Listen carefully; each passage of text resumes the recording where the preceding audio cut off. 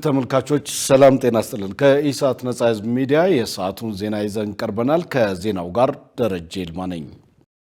ኢትዮጵያና አሜሪካ በጸጥታና ደህንነት ዘርፍ ያላቸውን ትብብር አጠናክረው እንደሚቀጥሉ አረጋግጡ። ኢትዮጵያና አሜሪካ በቀጠናው ጸጥታና ደህንነት ዘርፍ ለረጅም ጊዜ የዘለቀውን አጋርነታቸውንና ትብብራቸውን ለማጠናከር ያላቸውን ቁርጠኝነት በሁለቱ ሀገራት ከፍተኛ ወታደራዊ መሪዎች መካከል በተካሄደው ውይይት ማረጋገጣቸው ተገልጿል። የጦር ኃይሎች ጠቅላይ ኤታማዦር ሹም ፊልድ ማርሻል ብርሃኑ ጁላ በአሜሪካን ማሪ ኮርፕስ ጀነራል እና አፍሪኮም አዛዥ ጀነራል ማይክል ላንግሌይ የተመራ ልዑክ ተቀብለው ማነጋገራቸውን መከላከያ ሰራዊት አስታውቋል። ከውይይቱ በኋላ ፊልድ ማርሻል ብርሃኑ ጁላ እንደገለጹት ኢትዮጵያና ዩናይትድ ስቴትስ ከመቶ ዓመታት በላይ ያስቆጠረ አጋርነት እንዳላቸው በመጥቀስ በሁለቱ ሀገራት መካከል ያለውን ታሪካዊ ትስስር አጽንኦት ሰጥተዋል። በተጨማሪም የቀጠናውን የጸጥታ ችግሮች ለመፍታት ትብብራችንን ለማሳደግ ተስማምተናል ያሉ ሲሆን ከአሜሪካ ጋር ያለን አጋርነት በጋራ ፍላጎቶች ላይ የተመሰረተ ነው። የዛሬው ውይይትም ለቀጠናው ሰላምና ትብብር ያለንን የጋራ ቁርጠኝነት ያረጋግጣል ሲሉ ተናግረዋል።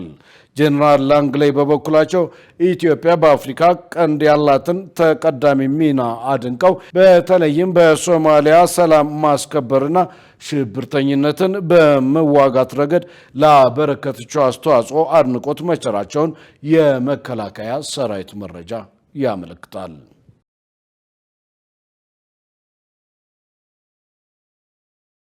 የአፍሪካ ህብረት አባል ሀገራት የመንግስት አገልግሎትና አስተዳደር ኮንፈረንስ መካሄድ ጀመረ።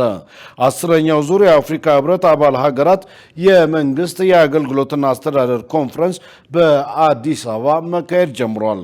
ኮንፈረንሱ የአፍሪካ አባል ሀገራት ችግሮቻቸውን በመፍታት ያካበቱትን ልምድና ተሞክሮ ለመቀያየርና ለመማማር ጉልህ ሚና እንዳለው ተገልጿል። በተጨማሪም አፍሪካ የተከማቹ ችግሮቿን ለመፍታትና የመጪውን ጊዜ ተልዕኮ ለመፈጸም የሚያስችላትን ጠንካራ የሰው ሀብትና የመንግስት አስተዳደር ለመፍጠር መግባባት ላይ ለመድረስ ይረዳል ተብሏል። ጉባኤው ዛሬን ጨምሮ ለሶስት ተከታታይ ቀናት እንደሚካሄድ ተመልክቷል ሲል የዘገበው ጋዜጣ ፕላስ ነው።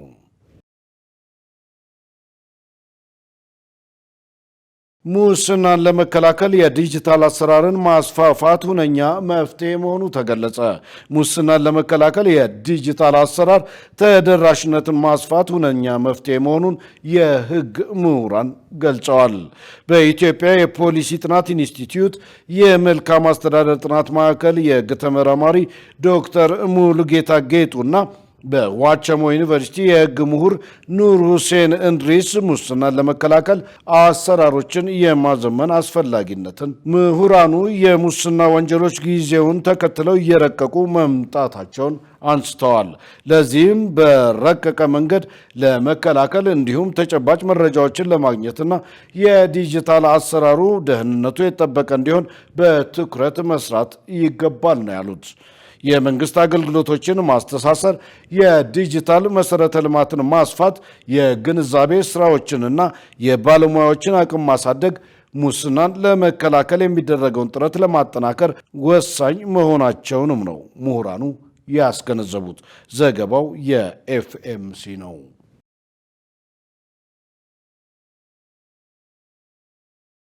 የኢትዮጵያ ወራዊ የዋጋ ግሽበት ሳይቀየር 14.4 በመቶ ሆኖ ቀጥሏል ተባለም።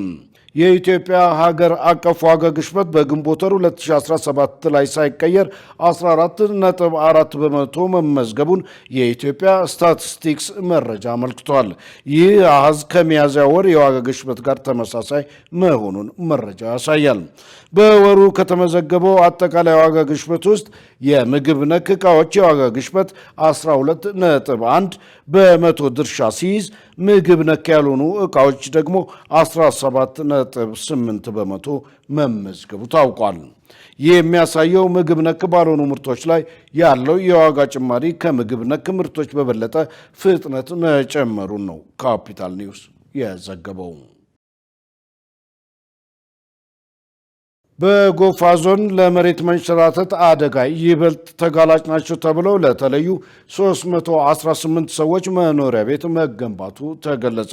የዞኑ የመንግስት ኮሚኒኬሽን ጽሕፈት ቤት የክረምት ወቅትን ተከትሎ የመሬት መንሸራተትን ለመከላከል ከግብርና ቢሮ ጋር በጋራ ችግኞችን የመትከል እርከን የመስራትና የቦይ ማፋሰሻ ቦታዎችን የማዘጋጀት ስራ እያከናወነ መሆኑን አስታውቋል።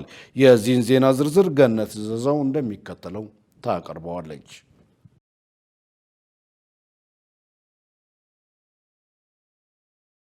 ሐምሌ 15 2016 ዓመተ ምህረት በጎፋ ዞን ገዜ ጎፋ ወረዳ በተከሰተው የመሬት መንሸራተት አደጋ በርካታ ሴቶችና ህፃናትን ጨምሮ ከ250 በላይ ዜጎች ህይወታቸውን ማጣታቸው ይታወሳል። በዚህ ረገድም በክረምት ወቅት ለጎርፍና ለመሬት መንሸራተት ተጋላጭ ናቸው የተባሉ ቦታዎችን ከመለየት አኳያ ምን እየተሰራ ነው ሲል ኢሳት የዞኑን የመንግስት የኮሚኒኬሽን ጽሕፈት ቤትን ጠይቋል። የጽሕፈት ቤቱ ኃላፊ የዓለም መሪነክ በሰጡት ምላሽ ባለፈው ዓመት በደረሰው የመሬት መንሸራተት የበርካታ ሰዎችን ህይወት የቀጠፈ እንደነበር አውስተው በዘንድሮው የክረምት ወቅትም በሰዎችና በንብረት ላይ ጉዳት እንዳይደርስ ከግብርና ቢሮ ጋር በትብብር እየተሰራ መሆኑን ተናግረዋል።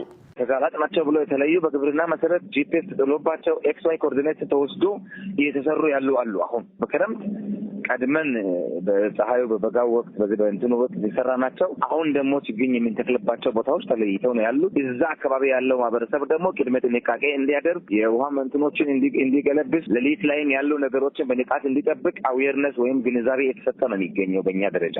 በዚህም በዞኑ ከ600 በላይ ዜጎች ለመሬት መንሸራተት አደጋ ተጋላጭ መሆናቸውን በጥናት መለየቱን ኃላፊው ገልጸዋል። ይህንንም ተከትለው በይበልጥ ተጋላጭ ናቸው ተብለው ለተለዩ ለ318 ሰዎች የመኖሪያ ቤት ግንባታ መከናወኑን ገልጸዋል። አሁን ባለን ሂደት ባይዘይ 626 ሰው ጠቅላላ ነው የሚወጣው። ግን የቅድሚያ ተሰጥቶ ማን ነው አሁን ከዛ አካባቢ ቤቱ ፈርሶበት መኖር ፈጽሞ የተሳነው ማን ነው? እንደገና ደግሞ ጠብቆ ሊወጣ ስጋት ነው ተብሎ ደግሞ የተፈረጀው አካባቢ ማን ነው? ደግሞ እንደገና ሶስተኛ ስጋት ነው ተብሎ የተፈረጀው ማን ነው በሚል ከፍተኛ፣ ዝቅተኛና መካከለኛ በሚል የተለዩ ሰዎችን እየወጡ ይገኛሉ። አሁን ባለው መረጃ መሰረት እስከ 318 የሚሆኑ ሰዎች ወደ ላይ ወጥተዋል። ቤት ተሰጥቷቸው አዲዳት የሚል ድርጅት ቀይ መስቀል በገነባው ቤት መሰረት ላይ እንደገና የዞኑና የወረዳው መንግስት በሚሰጠው እንትን በገነባው ላይ እነዚህ ሰዎች አሁን ቤት የተሰጣቸው በቁጥር የተለየ ወስደዋል። ቀሪዎችም አሁን በቅርብ ጊዜ ውስጥ የሚጠናቀቁ በቀይ መስቀል የተሰሩ ያሉ የሚጠናቀቁ ቤቶች አሉ። ያንን ይረከባሉ ተብሎ ነው ተገምተው የተሰራ ያለው። ለመሬት መንሸራተት ዋነኛ ምክንያት ተብለው ከተጠቀሱት የደን ጭፍጨፋ መበራከት፣ የመሬት አጠባበቅ ክፍተት መኖርና ሌሎች ተያያዥ ችግሮች መንስኤ መሆናቸውን ኃላፊው አስረድተዋል። ውድ ተመልካቾች ከኢሳት ነጻ ሚዲያ የሰዓቱ ዜና እንደቀጠለ ነው። አሁን ደግሞ ወደ ውጭ ዘገባዎች አልፋለሁ። በኢራን ሴምናን ከተማ አቅራቢያ በሬክተር ስኬል 5.2 ሆኖ የተመዘገበ የመሬት መንቀጥቀጥ ተከሰተ። የኢራኑ ታሲኒም የዜና ወኪል የመሬት መንቀጥቀጡን መጠን 5.2 እንደሆነ ሲያሳውቅ የአሜሪካ ጂኦሎጂ ጥናት ማዕከል በበኩሉ ክስተቱ 5.1 በሬክተር ስኬል መመዝገቡን አስታውቋል። የመሬት መንቀጥቀጡ ከሴምናን ከተማ በስተደቡብ ምዕራብ 37 ኪሎ ሜትር ርቀት ላይ የተከሰተ ሲሆን 10 ኪሎ ሜትር ጥልቀት እንዳለው ታውቋል። የተከሰተው የመሬት መንቀጥቀጥ በሰውና ንብረት ላይ ስላደረሰው ጉዳት እስካሁን የተባለ ነገር የለም። እንደ ኢኮኖሚክ ታይምስ ዘገባ ኢራን በዓመት በአማካይ 2100 የመሬት መንቀጥቀጦችን የምታስተናግድ ሲሆን ከእነዚህም ውስጥ ከ15 እስከ 16 የሚሆኑት ከባድ የሚባሉ ናቸው። ኢኮኖሚክ ታይምስ በዘገባው የኢራንን አሁናዊ ጉዳይ በእንቅርት ላይ ጆሮ ደግፍ ብሎታል።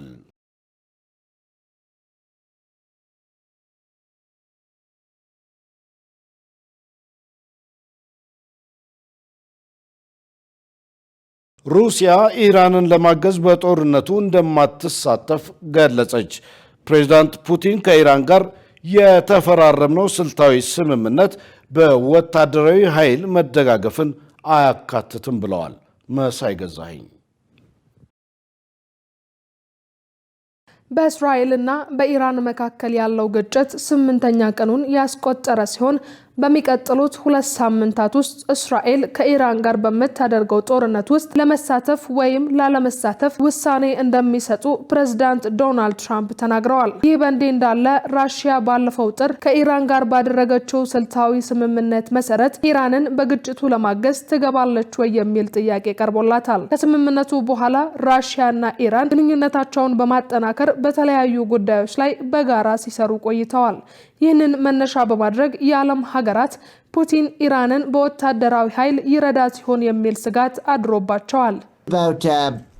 ጉዳዩ ስለ ጋራ ስትራቴጂካዊ ፍላጎቶች ነው። ማለቴ ሩሲያ በመካከለኛው ምስራቅ የራሷን ተጽዕኖ መልሳ ለመገንባት የምትፈልግ ይመስለኛል። ሶሪያ ምቹ ሀገር ነበረች፣ ኢራንም በዚያ አካባቢ የበላይ ነበረች። ስለዚህ ኢራን ሶሪያ በአሳድ አገዛዝ ስር እስካለች ድረስ በመካከለኛው ምስራቅ ለሩሲያውያን የኃይል ማጠናከሪያ መንገድ ሆና ታገለግላለች። የኢራንና የሩሲያ ኢኮኖሚ ሁለቱም በማዕቀብ የተመቱ ነው። ስለዚህ የአሜሪካንን ዶላር የማይጠቀሙ የንግድ አጋሮች ማግኘት አለባቸው። ስልታዊ ስምምነቱ በወታደራዊ ኃይል መተጋገዝን አያካትትም። ይሁንና የራሽያ ወታደራዊ አቅም ቴህራንን ለመርዳት እንዲህ መሆን አልነበረበትም። ራሽያ በምንም አይነት ሁኔታ በጦርነቱ አትሳተፍም። ይህም በሁለት ምክንያቶች ነው። የመጀመሪያው ይህ ጦርነት በቀጥታ የራሽያን ፍላጎት የሚነካ አይደለም። በእርግጥ በተዘዋዋሪ ይነካናል፣ ግን በቀጥታ አይደለም። ሌላኛው ዋነኛ ምክንያታችን ደግሞ ራሽያ በግልጽ የሚታወቅ ቅድሚያ የምትሰጠው ጉዳይ አላት እና ይህ ቅድሚያ የምትሰጠው ጉዳይ በዩክሬንና በእርሷ መካከል ያለው ነው። ይህ ቅድሚያ የሚሰጠው ጉዳይ እስካለ ድረስ ማለት የዩክሬንን ግጭት ምንም አይነት አቅም የላትም በወታደራዊ እንቅስቃሴ መሳተፍ የሚያስችል። ፑቲን በሴንት ፒተርስበርግ ለጋዜጠኞች እንደተናገሩት ኢራን በራሷ መንገድ ላይ እንደምትገኝ ጠቁመዋል። ታውቃላችሁ፣ አንዴ ለኢራን ወዳጆቻችን በአየር መከላከያ ዘዴዎች ላይ አብረው እንዲሰሩ ጥያቄ አቅርበንላቸው ነበር። ያኔ ብዙም ፍላጎት አላሳዩም እና ያ ነው። ስለ ስትራቴጂክ አጋርነት ስምምነቱን ለመነጋገር ያህል ስለ መከላከያ ምንም አይነት አንቀጽ አያካትትም። ያ ቁጥር 2 ነው። ሶስተኛው ነጥብ ደግሞ የኢራን ጓደኞቻችን ስለዚህ ጉዳይ አልጠየቁንም። ስለዚህ ምንም የምንወያይበት ነገር የለም። ነገር ግን የሶሪያው በሽር አልሳድ ውድቀት ትዝታዎች በሞስኮ አሁንም አዲስ ናቸው። አሁን አሳድ በስደት እየኖረ ይገኛል። ቴህራን ከወደቀች ሞስኮ በመካከለኛው ምስራቅ ሌላ ጠቃሚ ሀገር ታጣለች። ይህም ሽንፈቱን የማይጠረጠር ያደርገዋል። ነገር ግን ቭላዲሚር ፑቲን ከእስራኤል፣ ኢራንና ከትራምፕ ዋይት ሃውስ ጋር ቀጥተኛ መስመር አላቸው። ጊዜውን በመመደብ ፑቲን ይህንን ቀውስ ወደ ሩሲያ ጥቅም ሊለውጡት ይችላሉ።